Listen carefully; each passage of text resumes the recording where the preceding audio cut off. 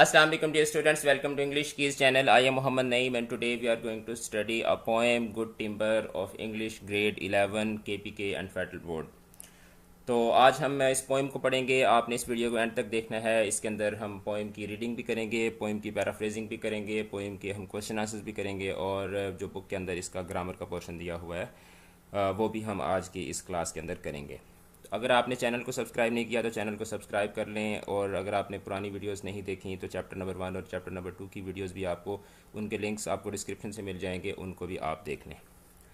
तो चलें, सबसे पहले हम पोइम की रीडिंग स्टार्ट करते हैं। It's a very beautiful poem and इस पोइम का यह हक बनता है कि इसको प्रॉपर तरीके से, जिस तरह पोइम पढ़ी जाती है उस तरह से इसको गा के, उसको सिंगिंग और इसके जो रिदमिक पैटर्न्स हैं उसके मुताबिक इसको पढ़ा जाए। तो चलें पोइम की रीडिंग को स्टार्ट करते हैं।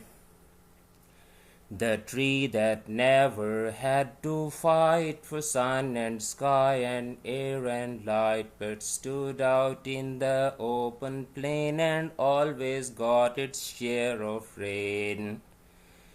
The tree that never had to fight for sun and sky and air and light, but stood out in the open plain and always got its share of rain.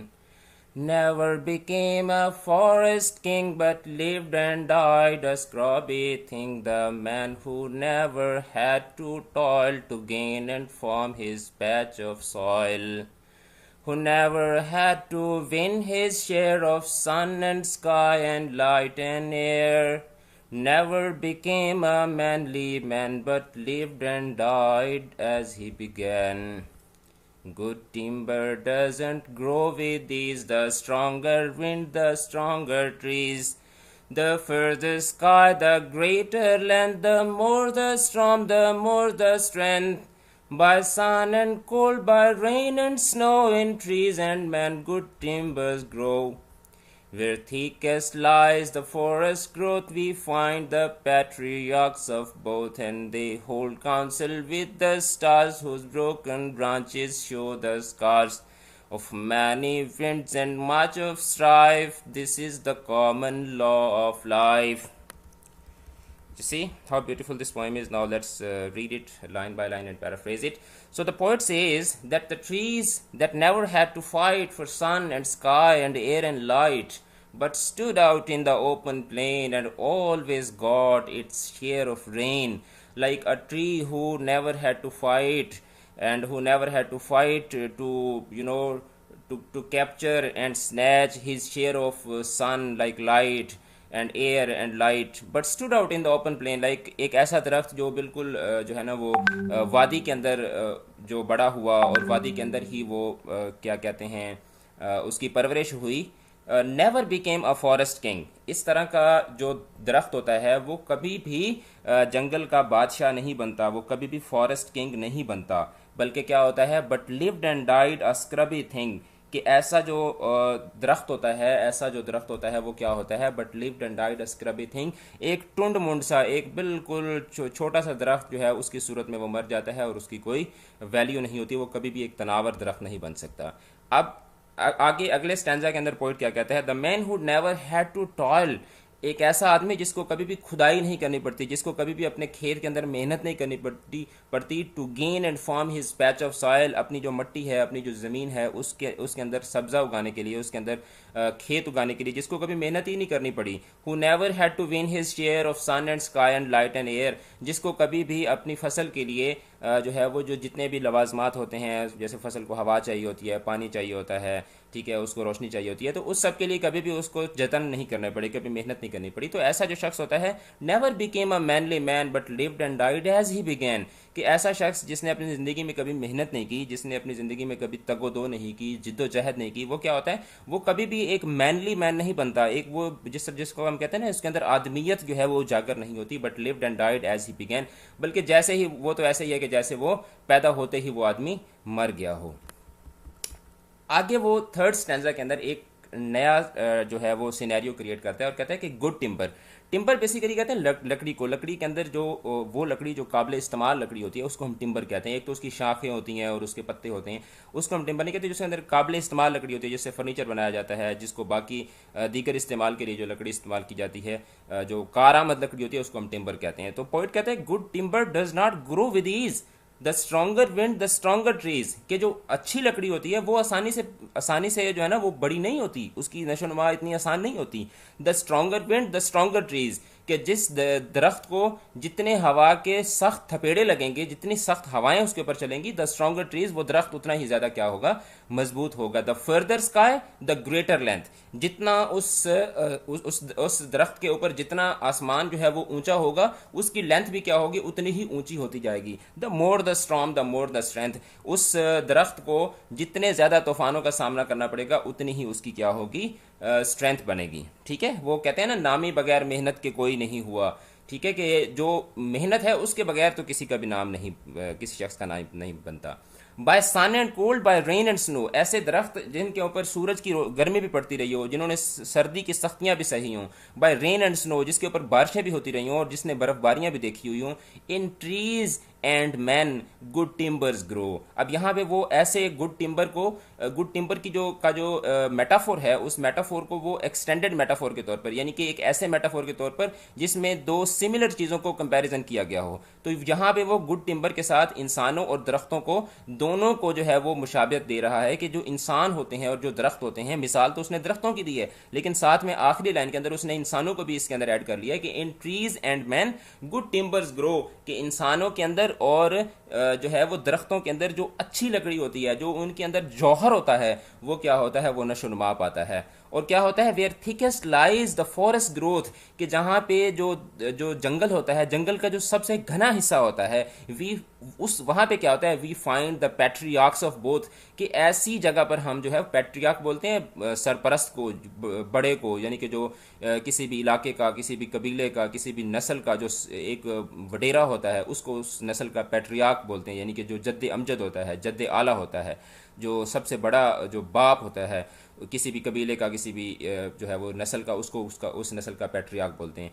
तो यहाँ पे शायर कह रहे हैं कि where thickest lies the forest growth, जहाँ पे जो क्या कहते हैं जंगल है, उसकी जो सबसे जो घना हिस्सा होता है, वहाँ पे क्या होता है, we find the patriarchs of both, वहाँ पे हमें जो है वो नज़र आते हैं वो दरख्त, वो बूढ़े दरख्त नज़र आते हैं, जो उस पूरे जंगल के क्या होते हैं, उस जंगल के वो वारिस होते हैं, उस जंगल के वो वडेरे, या उस जंगल के वो जो है ना वो बाप होते हैं, जो बड़े बाप होते हैं, जद्द अमजद जो है वो होते हैं। यानी कि वो क्या कहना क्या चाह रहे हैं कि जो घनी जगह होती है वहाँ पे अक्सर आपने देखा होगा कि फसलों के अंदर भी जब आप कोई फसल उगाते हैं तो उसके अंदर जो ऊपर घना दरख्त होता है, उस घने दरख्त को काट दिया जाता है ताकि नीचे फसल जो है वो क्या है, उग सके।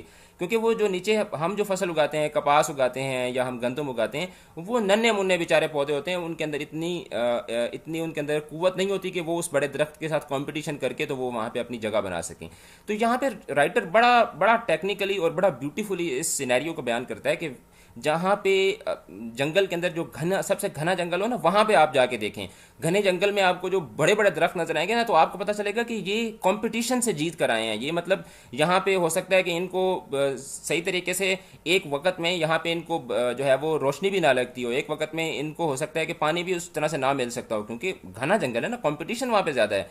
ठीक है, एक दरख्त है वो अकेला खड़ा हुआ है, मतलब 1 एकड़ के अंदर एक दरख्त खड़ा हुआ है, और दूसरी जगह है कि 1 एकड़ के अंदर 1000 दरख्त है। तो आप मुझे ये बताएं कि 1 एकड़ के अंदर जो एक दरख्त लगा हुआ है उसके पास तो बहुत सारे रिसोर्सेज हैं, वो तो पूरे एकड़ के जो मिनरल रिसोर्सेज हैं, या पानी है, या मतलब उसको गर्मी भी, धूप भी आसानी से लग रही है। लेकिन जहाँ पे 1000 लगे हुए हैं वहाँ पे फिर कंपटीशन ज़्यादा होगा। तो कह रहे हैं कि we find the patriarchs of both, तो ऐसी घनी जगहों पर हमें जो है वो इंसानों के भी, यानी कि इंसानों के भी आपको जो है ना वो पैट्रियार्क्स नजर आते हैं। यानी कि मिसाल वो देना चाह रहे हैं कि जहाँ पे कंपटीशन ज़्यादा हो, यानी कि एक ऐसी सिचुएशन है कि जिसमें 1000 बंदा अप्लाई कर रहा है, तो उस 1000 बंदे में से जो एक बंदा विन करता है उसको हम पैट्रियार्क कहते हैं। वो उसके अंदर पैट्रियार्कल जो क्वालिटीज होती हैं, यानी कि उसके अंदर जो स्ट्रेंथ है, जो उसके अंदर पावर है, वो हमें फिर उसके अंदर शो होती है।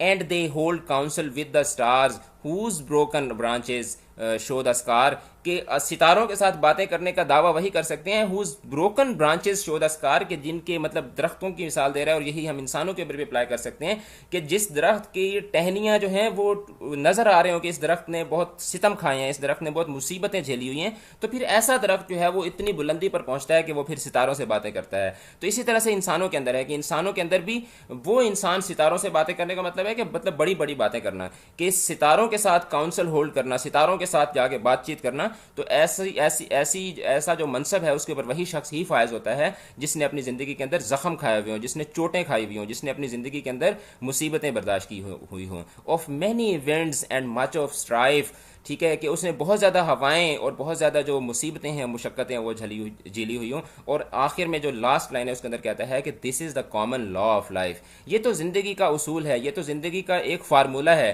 कि वही शख्स ही कामयाब होता है, वही दरख्त ही कामयाब होता है जिसने अपनी ज़िंदगी के अंदर मुसीबतें उठाई हों, जिसने हार्डशिप्स को फेस किया हुआ हो।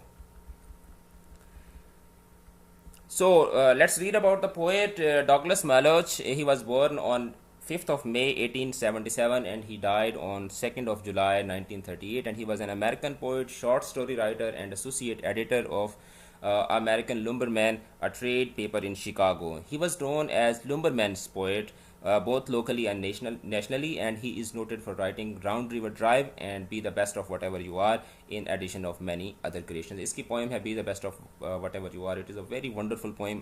आप इसको जाके I would suggest कि आप इसको इंटरनेट से या लेफ्ट राइट से ज़रूर इसको देखिएगा. So important words और उनकी मीनिंग्स को देख लेते हैं. Scrubby things, inferior in size or quality. Patch of soil, area of land or soil where grass growing on it. अच्छा, मैनली मैन कौन से होते हैं? A manly man is a man that is usually stoic, hard working and self discipline. He is complete, he will complete the tasks he is given and would only rarely give up. When the odds are against him, he recognizes his faults and admits that he is not a perfect being, just like everyone else. So manly man क्या कौन से man होते हैं? जो हकीकी तौर पर जो इंसान होते हैं, जो अपनी गलतियों को तस्लीम करते हैं, जो अपना काम वक्त पे करते हैं, जो हार्ड वर्किंग होते हैं और जो सेल्फ डिसिप्लिन होते हैं. और patriarchs, a person regarded as father or founder of an order, class, etc. So let's move towards the questions and answers. So we have basically 8 questions. Question number 1, 2, 3, 4, 5, 6, 7, 8. Just have a look at the questions, and then we will open another file and we will solve the questions and answers. So I hope you have seen the questions. Okay, so let's move to the questions and their answers. So question number 1 is that what is the significance of the title Good Timber? And the answer is that Good Timber is a very beautiful poem written by Douglas Malloch. The title of this poem signifies the fine quality of men and trees. It represents the type of men and trees which face the hardships of surroundings and appear as the resilient most of their class by their hardship, endurance, and stability. Good timber represents the strong, stable, and resilient men and trees. Got it? Question number 2 is, what is good timber? How does trees grow into good timber? कि दरख्त जो है वो अच्छा timber कैसे बनते हैं? Timber मैंने आपको पहले बता दिया कि टिम्बर क्या होता है. Okay, so good timber means the finest quality of wood. The quality of wood is measured by its stability, strength and hardness of texture. दरख्त को जो है उसकी जो क्वालिटी है, जो लकड़ी की क्वालिटी है, वो सिर्फ उसकी खूबसूरती से नहीं देखी जाती, बल्कि आप देखें कि जो सफ़ेदे की लकड़ी होती है वो बड़ी खूबसूरत आपको लगती है, लेकिन वो कच्ची लकड़ी होती है, वो किसी काम की नहीं होती. जामुन की लकड़ी आपको बड़ी खूबसूरत नज़र आएगी, लेकिन वो जो है वो किसी काम की नहीं होती. इसी तरह से एबोनी जो है, आबनूस की जो लकड़ी है, उसको आप देखें तो वो बज़ाहिर आपको लगेगा ये काला सा दरख्त है, और ये मतलब इसका जो तना है वो भी आपको लगेगा कि बड़ा अजीब सा है, लेकिन उसकी लकड़ी दुनिया की सबसे महंगी तरीन लकड़ी है. सो किसी भी लकड़ी की जो क्वालिटी है वो उसकी स्टेबिलिटी, उसकी स्ट्रेंथ, उसकी हार्डनेस, उसका जो टेक्सचर की हार्डनेस है, उससे उसको मेजर किया जाता है. The trees which grow in forests and face the storms, heavy rains and other hardships of weather eventually turn up as the finest quality of wood and therefore are referred as good timber. The good timber does not grow in ordinary soils or plain lands, rather it grows in the toughest environment. ठीक है? Question number 3 is that what according to Douglas Malloch is the fate of those people who do not work hard in life. ये तो हम सब जानते हैं कि जो लोग मेहनत नहीं करते उनका क्या नतीजा होता है और उनके लिए तकदीर क्या फैसला करती है. So the answer is that according to Douglas Malloch, those people who live in a very easy and comfortable environment never live a manly life. Manly life हम already discuss कर चुके हैं. According to him, they die the moment they began the course of their life. They never maintain a unique position in the society and their survival is always on a constant threat. कि उनकी जो बका है वो हमेशा एक मुसलसल ख़तरे में रहती है कि बस ये अभी मर जाएंगे, मतलब क्योंकि उनकी कोई सिग्निफिकेंस ही नहीं होती सोसाइटी के अंदर. They are worthless people and can never secure their positions or names in the course of history. Got it? Question number 4 is that how can a person achieve his or her true potential in life, illustrated with examples from the poem. So according to the poet, a man can only achieve the maximum level of his or her potential by working hard to the highest level of his or her abilities and strength.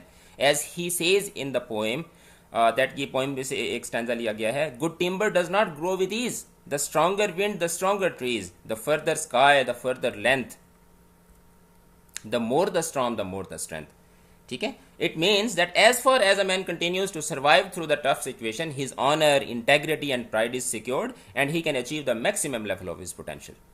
तो आप देख लें, दुनिया में मिसालें उठा के देख लें, कोई भी इंसान ऐसा नहीं है कि जिसने बगैर मेहनत के और बगैर मुशक्क़त के उसने इतना बड़ा जो नाम है वो कमाया हो. हत्ता कि जो अल्लाह के नबी थे, जो अल्लाह के सबसे प्यारे थे, जिन पर खुदा को प्यार था, ठीक है, उन लोगों ने भी कुर्बानियाँ दी हैं, उन्होंने भी मेहनतें की हैं. हमारे प्यारे नबी को देख लें, उनकी सारी ज़िंदगी मुशक्क़त और मेहनत में गुजरी. हज़रत ईसा ने कितनी कुर्बानियाँ दी, हज़रत ज़करिया ने कितनी कुर्बानियाँ दी, हज़रत आदम ने कितनी कुर्बानियाँ दी हैं. मतलब जो अल्लाह के जो सबसे प्यारे लोग थे उनको भी अल्लाह ताला ने जो है वो मुसीबतों से और मुशक्क़तों से गुजारा, ताकि पूरी इंसानियत को ये पैगाम पहुँचे कि बगैर मेहनत के और बगैर मुशक्क़त के इंसान कामयाब नहीं हो सकता. So question number 5 is that what is the central idea of the poem. So the central idea of this poem is that we should always believe in our potential and keep facing the hardships and challenges of both society and environment.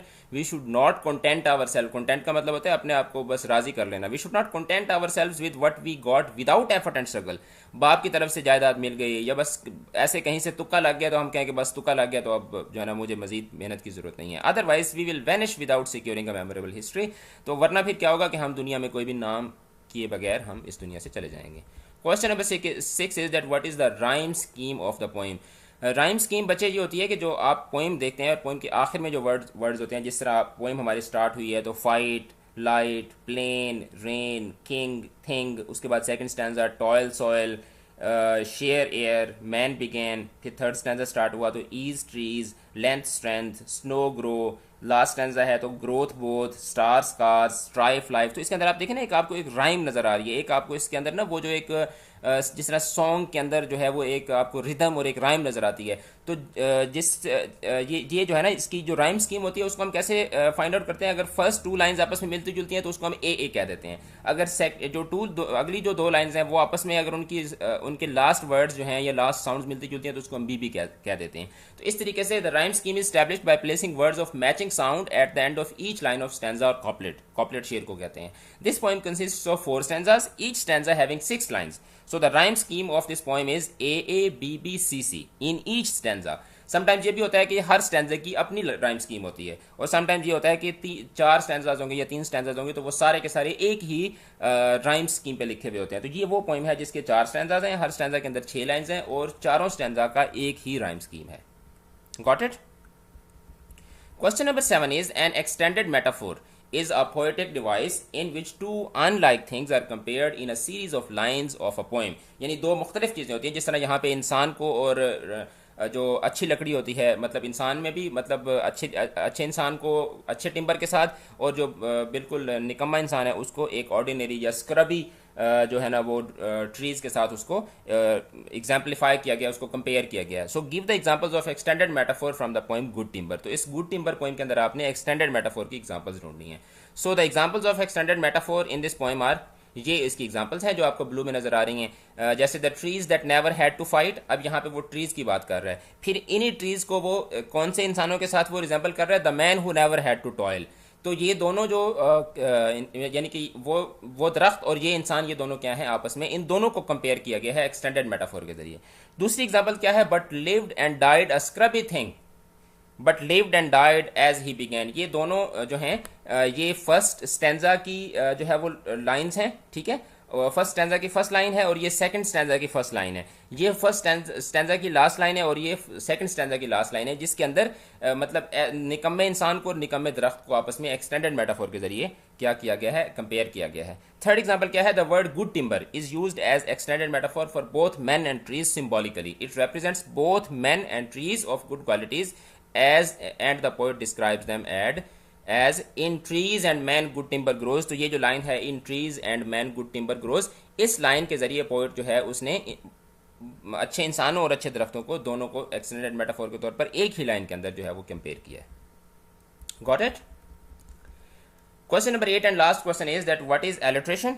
Give its examples from the poem Good Timber। Alliteration क्या होती है? So the occurrence of the same letter or sound at the beginning of adjacent जो बिल्कुल साथ जुड़े हुए हैं और closely connected या बिल्कुल जो थोड़े से फासले पर हों, words is called alliteration। यानी कि जिस तरह the cat called cow, अब कैट के शुरू में भी सी आ रहा है, कार्ड के शुरू में भी सी आ रहा है, काउ के शुरू में भी सी आ रहा है। तो इस तरह के जो वर्ड्स होते हैं जो बिल्कुल साथ साथ आते हैं और उनकी जो साउंड्स होती हैं, ठीक है, या उनके जो लेटर्स होते हैं वो क्या होते हैं, वो सेम होते हैं। तो इस तरह की जो क्या कहते हैं सेंटेंस की जो अरेंजमेंट है उसके अंदर जो अरेंजमेंट ऑफ वर्ड्स है उसको एलिट्रेशन कहा जाता है। तो examples of alliteration in the poem are as given below. 4 examples इसमें से मैंने निकाली हैं। मैनली मैन, तो अंडरलाइन भी मैंने किया हुआ है कि इसमें मैनली मैन के अंदर आप देखें ये एलिट्रेशन है। And air and light, and air and light, तो ये एलिट्रेशन है। ब्रोकन ब्रांचेस, ये एलिट्रेशन है। लॉ ऑफ लाइफ, तो इसके अंदर जो भी एलिट्रेशन है और जो एलिट्रेटेड वर्ड्स हैं उनको क्या किया हुआ है, उनको इसके अंदर अंडरलाइन किया हुआ है। So these are the questions and answers, okay. And now we will open the book again and we will try to solve the grammar portion. Okay, so we have done the questions and answers. Now we will move to the how to paraphrase poetry। Poetry को paraphrase की कैसे किया जाता है। While paraphrasing the given lines of a poem, keep the following points in mind। जब आपने paraphrasing करनी है तो आपने ये जो 4 पॉइंट्स हैं इनको आपने माइंड में रखना है। पहले नंबर पर तो आपने ये करना है कि use your own words to explain the major idea line by line. अपने वर्ड्स के अंदर लाइन बाय लाइन पोएम को एक्सप्लेन करें। Paraphrasing isn't the same as explicating or analysing a poem. एक तो होता है पोएम का एनालिसिस या उसकी एक्सप्लेनेशन। तो एक्सप्लेनेशन में तो आप द पोइट सेज एंड वो सारी फिर आप अपनी जो आपको उसमें से समझ आ रही होती है वो आप करते हैं। और जब एनालाइज कर रहे होते हैं पोइम को तो उसमें भी आप जो है वो एक लंबा पैराग्राफ लिखते हैं और उसको क्रिटिकली देखते हैं। द गोल, इस पैराफ्रेजिंग का गोल क्या है? The goal is to paraphrase the idea in your own words without evaluating or addressing the author's hidden message or underlying theme.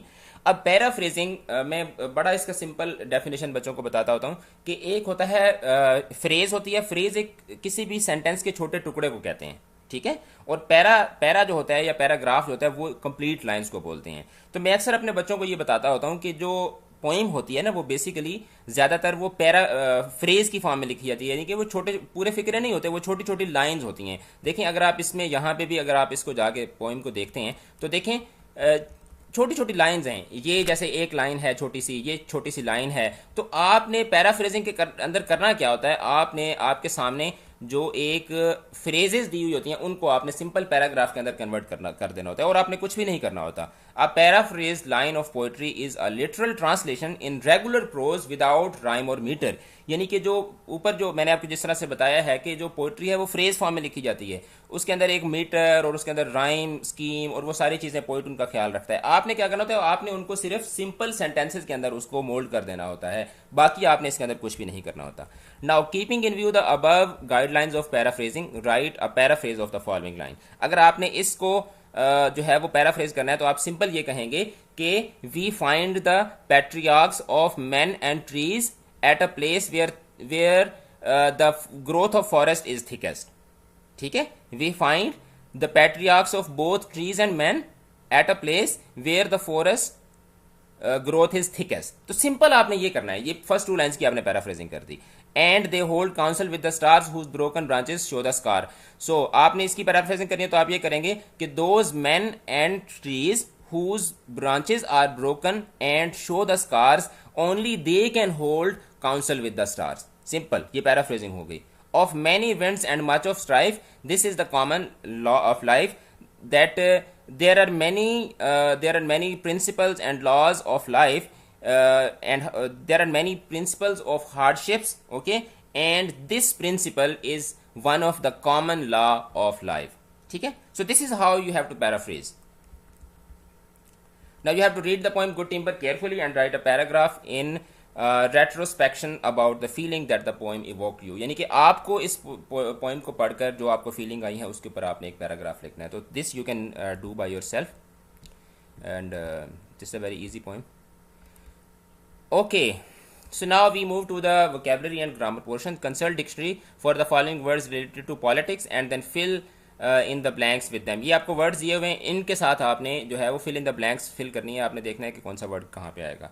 I would like to vote, यहाँ पे first में to vote आएगा. I would like to vote for your party but I disagree with your policies on free trade. मतलब इसमें से आप देखें, इसमें इलेक्टोरेट भी नहीं आ सकता, रेफरेंडम भी नहीं आ सकता, प्रोपेगेंडा भी नहीं आ सकता, ओपिनियन पोल्स भी. तो इसके अंदर क्या आएगा, ऊपर फर्स्ट में टू वोट आएगा, इसमें पॉलिसीज आएगा. The election was thrown into chaos. Chaos का मतलब होता है स्टेट ऑफ नथिंगनेस, जिसमें मतलब सारी बिगाड़ हो जाए और मतलब ऐसे एक क्या कहते हैं कि एक फसाद की कैफियत पैदा हो जाए.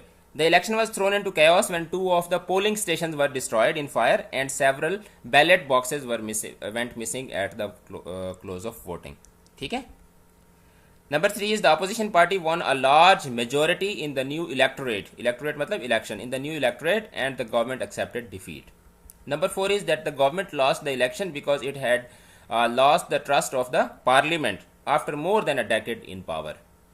Number 5 is that despite being more than 5% behind in the most of the latest opinion polls, आपने अक्सर देखा होगा टीवी के ऊपर भी ओपिनियन पोल्स चल रहे होते हैं कि अच्छा कौन जीतेगा कौन हारेगा और इस तरह की डिबेट्स हो रही होती हैं. We are still optimistic of winning the election next month. Number 6 is that the Prime Minister was heavily criticized last month for giving the go-ahead to broadcast a campaign ad which personally attacked the leader of the opposition. Number 7, in the UK, any constitutional changes made by the government need to be approved in a referendum.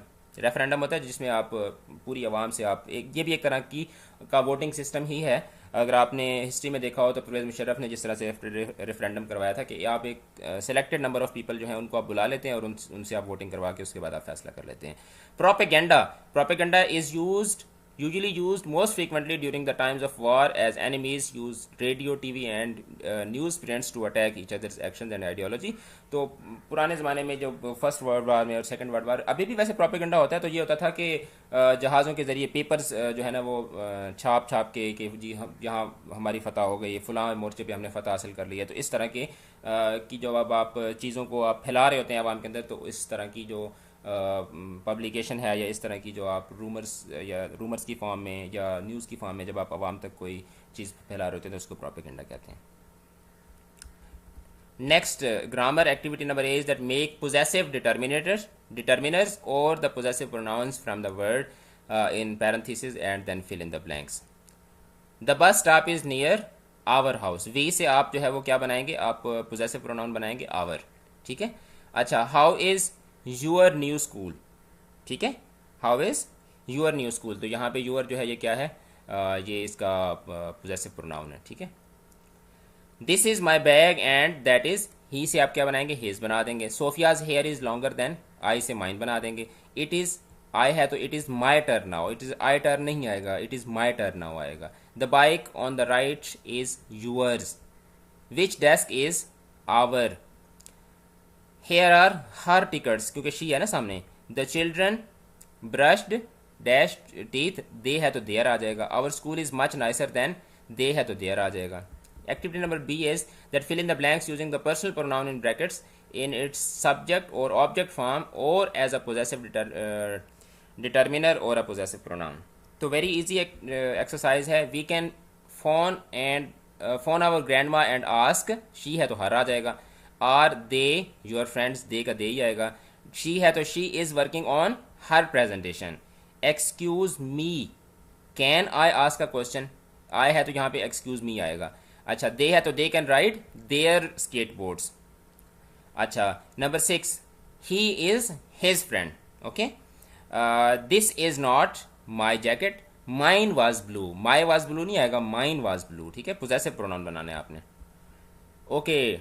Eighth one is she brought it for her. These two cats are, we है तो our आएगा. ठीक है. अच्छा, tenth and last one, they don't eat potatoes because they don't like them. So that is the end of today's lecture. Inshallah, in next class we will read the next lecture, and that is the next topic, and that is from Mother with Love. Very beautiful lesson. तो आप channel को subscribe कर लें और bell का icon दबा दें ताकि नेक्स्ट लेक्चर आपको जो है वो बड़ी आसानी के साथ मिल जाए. Thank you so much. अल्लाह हाफिज़.